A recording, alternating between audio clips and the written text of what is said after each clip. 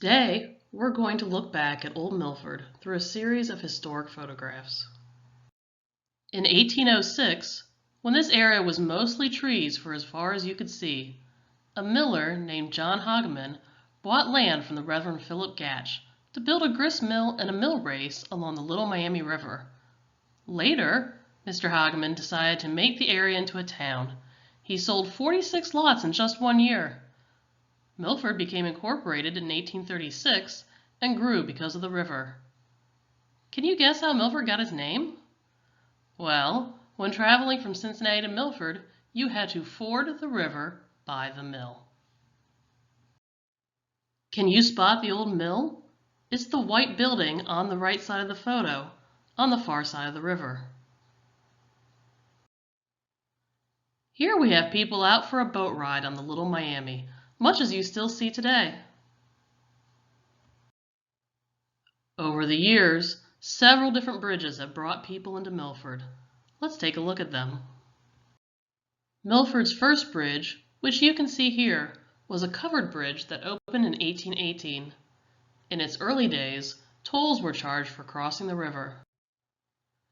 This is Milford's second bridge, built of steel in 1894, but commonly known as the Iron Bridge. At the end of the bridge, a fountain was built in 1905 at the intersection of Water and Mill Streets. Built of local boulders with water spouting from the top, the fountain featured a drinking fountain on one side and a water trough for animals on the other. The fountain was removed in 1925. Can you guess why? It was becoming a traffic hazard in the new age of automobiles. This is the second steel bridge, which opened in 1925 with a day-long party attended by 15,000 people. The event featured ceremonies, a parade, a dance, and fireworks.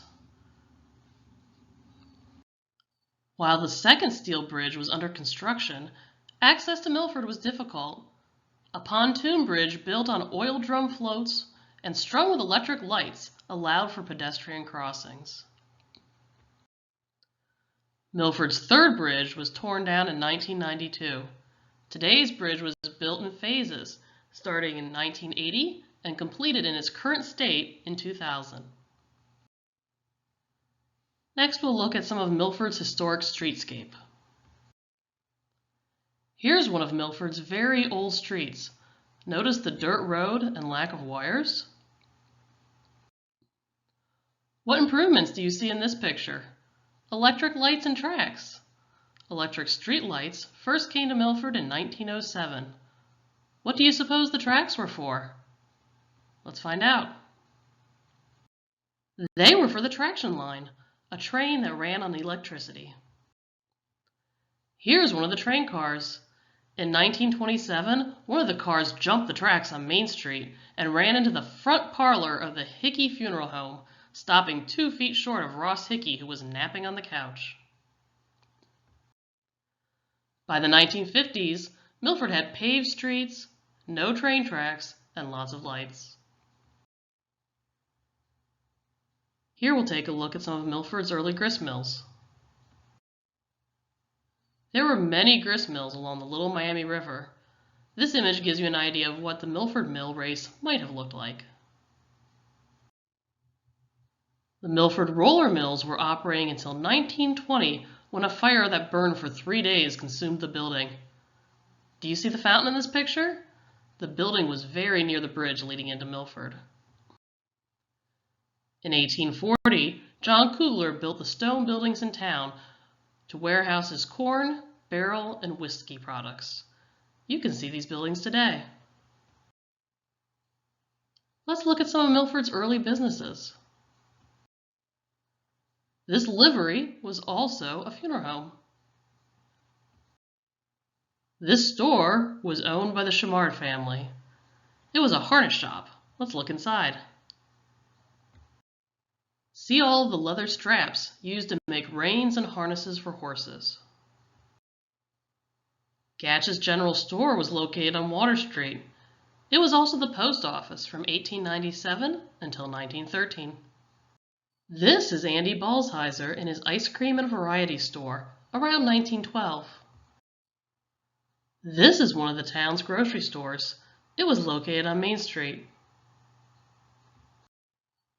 The Family Theater opened in 1915 on Garfield Avenue, behind what is now Park National Bank. The building was torn down in 1973. The National Hotel was 3 stories high and located on Water Street along the river. It had its own beach. Here is a rear view of that hotel.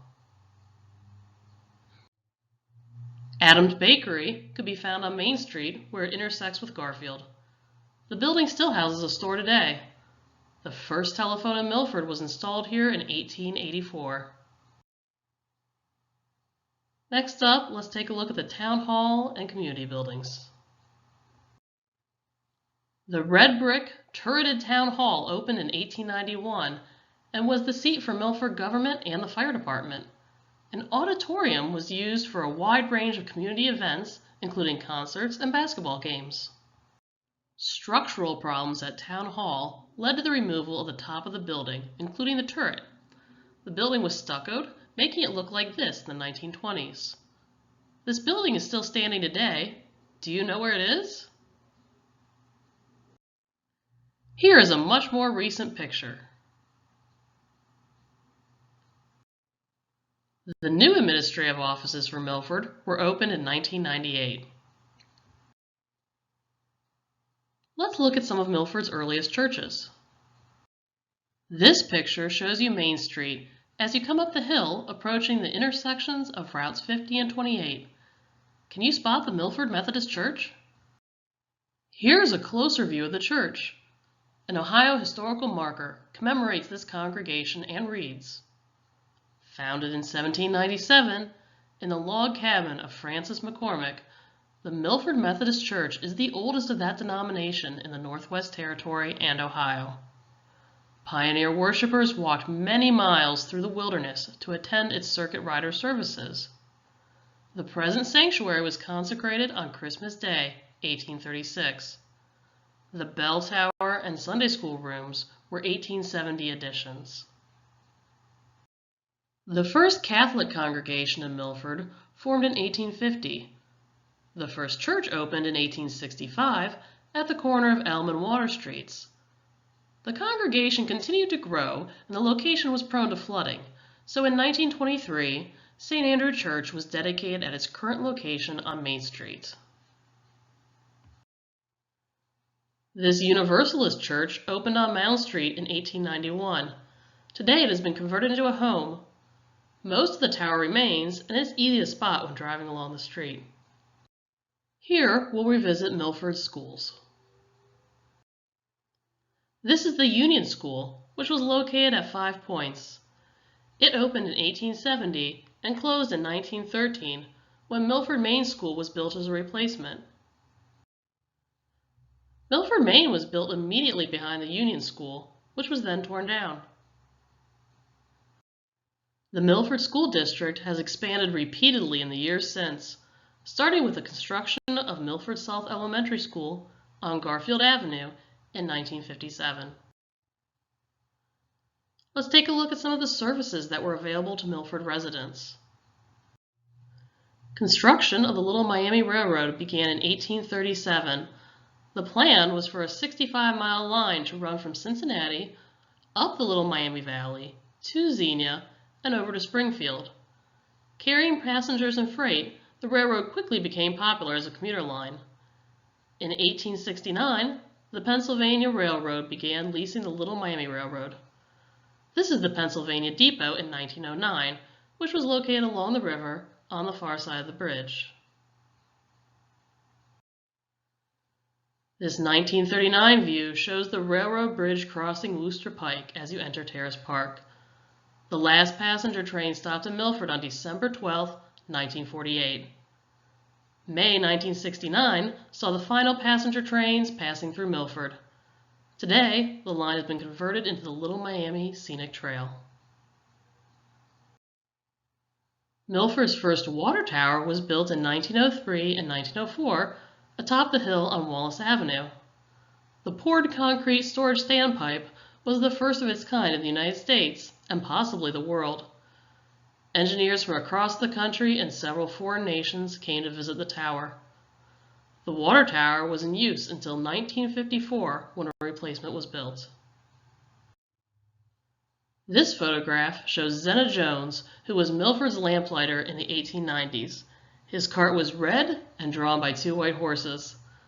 The job of the lamplighter was filling, cleaning, lighting, and extinguishing the lamps. This horse-drawn water truck may have been out watering down the streets to control the summer dust. Clermont, the current home of the Greater Milford Area Historical Society, is probably the city's most recognizable landmark. Built between 1865 and 1867 and originally situated on 56 acres, the home is in the style of an Italianate villa. The initial owner was William McGrew, who made his fortune selling produce and mules to the Union Army. The 3-story mansion includes a 4-story tower. Bricks for the home were made and fired on the grounds. This is how Clermont looks today.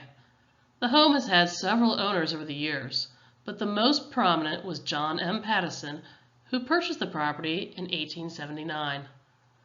Pattison was inaugurated as the 43rd governor of Ohio on January 8, 1906.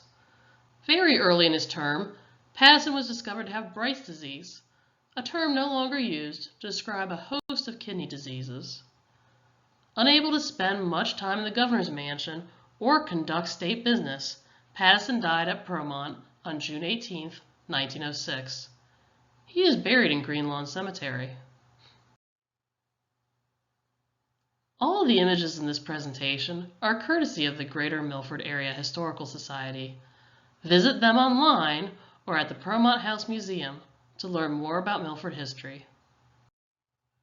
You can also research your genealogy and local history at Clermont County Public Library. Visit our Batavia branch to use the collections of the Clermont County Genealogical Society. Visit our website to access several rich genealogical databases, such as Ancestry Library Edition.